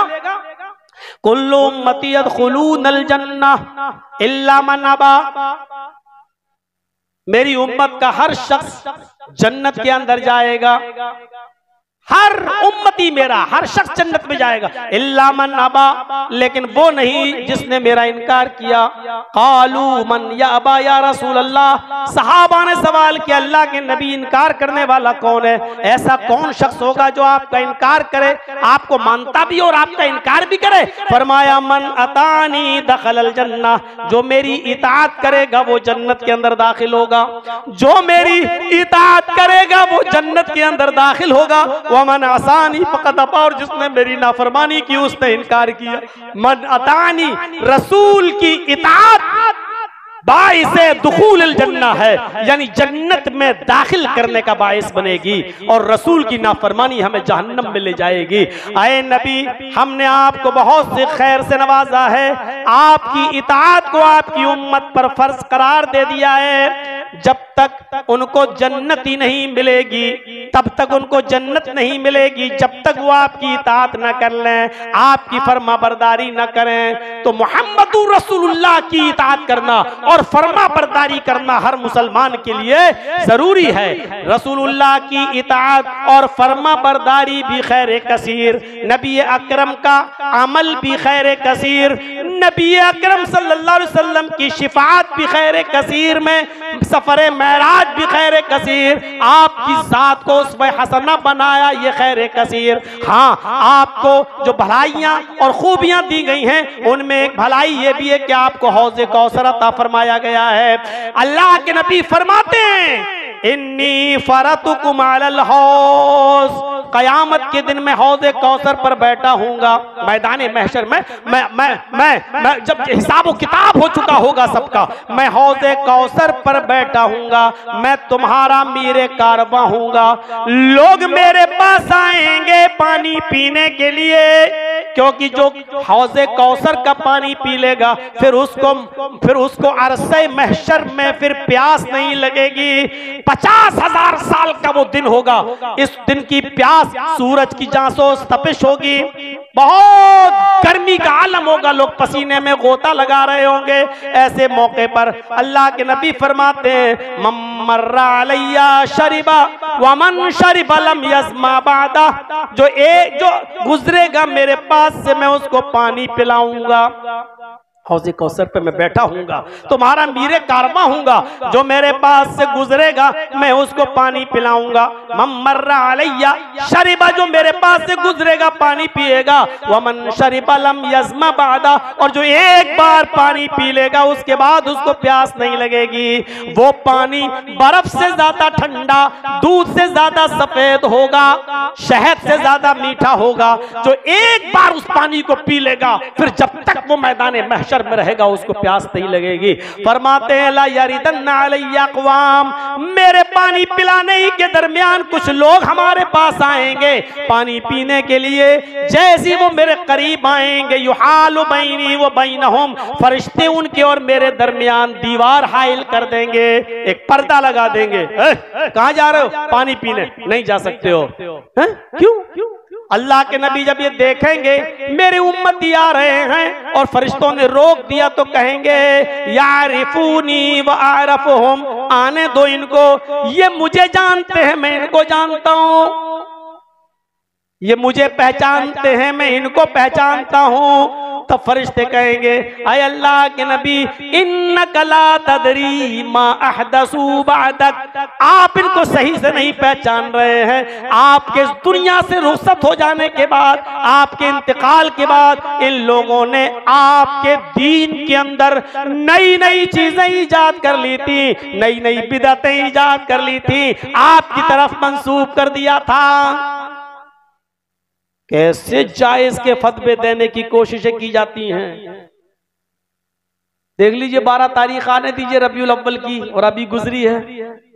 और आपको मालूम होगा पाकिस्तान के अंदर क्या हुआ, 20 किलो का एक केक काटा गया, 20 किलो का, 12 रबीउल अव्वल को 20 किलो का एक केक, और उस केक पे लिखा था मुहम्मदुर रसूलुल्लाह, पूरे केक पर मुहम्मदुर रसूलुल्लाह, और उस केक को काटते हुए कहा गया था हैप्पी बर्थडे या रसूल अल्लाह। ये कहकर उस पर छुरी चलाई गई थी और खिलाया गया था एक दूसरे को। जश्न मनाया गया 12 रबीउल अव्वल को 20 किलो का केक काटकर, और उस पर लिखा था मुहम्मदुर रसूलुल्लाह। लफ्ज़े मोहम्मद पर छुरी चलाते हुए ए बेगैरतो, तुम्हारे ज़मीर क्यों नहीं पिघले? तुमने लफ्ज़े मोहम्मद पर छुरी चलाना कैसे गवारा कर लिया? कल तक जब हजरत अली से कहा जा रहा था और खुद अल्लाह के नबी कह रहे थे लफ्ज़े मोहम्मद रसूलुल्लाह जो लिखा है, और ये सुहैल नामी कुरैश का सरदार ये कह रहा है हम आपको रसूलुल्लाह मानते ही नहीं है, आप रसूलुल्लाह काटिए, उसके बाद हम आपसे सुलह करेंगे। जब हजरत अली ने कलम हाथ में लिया, अल्लाह के नबी ने फरमाया कि इसको काट दो, तो हजरत अली रज़ियल्लाहु ताला अन्हु ने जो जवाब दिया था वो जवाब ये था अय अल्लाह के रसूल, अल्लाह ने आपको रसूलुल्लाह बनाकर भेजा है, मेरे हाथों में इतनी जुर्रत नहीं है, मेरे हाथों में इतनी ताकत नहीं है कि मैं उस रसूलुल्लाह के लफ्ज को काट दूं जिसको अल्लाह ने रसूल बनाकर भेजा है। अल्लाह के नबी ये काम मैं नहीं कर सकता, मुझसे ये काम मत करवाइए और मुझे काटने का हुक्म मत दीजिए, मेरे हाथों में इतनी ताकत नहीं।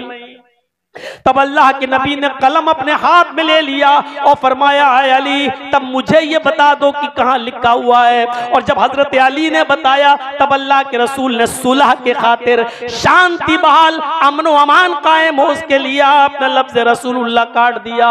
जिस लफ्ज़ रसूलुल्लाह को काटने के लिए हजरत अली का हाथ कांप गया, बेगैरत हो, तुम्हारे जमीर क्यों नहीं कांपते, तुम्हारे दिल क्यों नहीं कांपते, और अपने आप को आशिक रसूल होने का दावा करते हो लेकिन शर्म तुम्हें नहीं आती। 20 किलो का केक काट बनाकर मुहम्मदुर रसूलुल्लाह लिखकर उसको टुकड़े टुकड़े किया गया, छुरी से काटा गया और खिलाया गया और बाकायदा जश्न मनाया गया। यही मोहब्बत रसूल का मयार है। फरमाया आ फरिश्तों ने ऐ मुहम्मदुर रसूलुल्लाह सल्लल्लाहु अलैहि वसल्लम आप इनको बुला रहे हैं पानी पिलाने के लिए, नहीं ये पानी नहीं पिएंगे, ये हकदार नहीं है। इन्नका ला तदरी मा अहदसू बअदक, आपके इंतकाल के बाद इन्होंने आपके दीन को बदल दिया था, नई नई चीजें दीन के अंदर इजाद कर दी थी। अल्लाह के नबी जब ये सुनेंगे तो कहेंगे तब ठीक है, सोहकन सोहकन लिमन गय्यर दीनी, मेरी आंखों के सामने से भी इनको दूर कर दो जिन्होंने मेरे दीन को बदल दिया था, हटा दो मेरी आंखों के सामने, हटा दो हौज़े कौसर से, नहीं पिलाओ इनको पानी, ना आने दो इनको, ये हमारे दीन को बदलने वाले लोग हैं, हटा दो। मेरे भाइयों बिदातियों को वहां से हटा दिया जाएगा, दीन में नई नई चीजें निकालने वालों को हौज़े कौसर में नबी अकरम के हाथ का पानी भी नहीं मिलेगा। ये नबी अकरम की खैर कसीर थी। और खुद जात के ताल्लुक से देख लो, इब्ने माजा की रिवायत है, अल्लाह के नबी सल्लल्लाहु अलैहि वसल्लम फरमाते हैं आसमान से दो फरिश्ते जमीन पर आए, एक फरिश्ता ऊपर रुक गया और दूसरा फरिश्ता नीचे आया। नीचे वाला फरिश्ता ऊपर वाले फरिश्ते से कहता है, नीचे वाला फरिश्ता ऊपर वाले से पूछता है हुआ हुआ, क्या ये वही रसूल है जिसकी तरफ हमें भेजा गया है? ऊपर वाला फरिश्ता कहता काला नाम, हाँ यही है। फिर ऊपर वाला फरिश्ता कहता जिन्हु बिरजुलिन मिन उम्मतिही, तराजू लायो, इस शख्स को तराजू के एक पल्ले पर रखो और दूसरे पल्ले पर इसकी उम्मत के एक आदमी को रखो और तराजू उठाकर देखो कौन भारी है। अल्लाह के नबी फरमाते हैं फवज़िन तो बिही, मैं उसके साथ तौला गया, जब तराजू उठाई गई फरजहतुहु, तो मैं उस आदमी से भारी निकला, यानी मेरा वजन उस आदमी से ज्यादा भारी था। ऊपर वाले फरिश्ते ने नीचे वाले फरिश्ते को हुक्म दिया जिन्हु बिअशरा, इसको 10 आदमियों के साथ तौलो।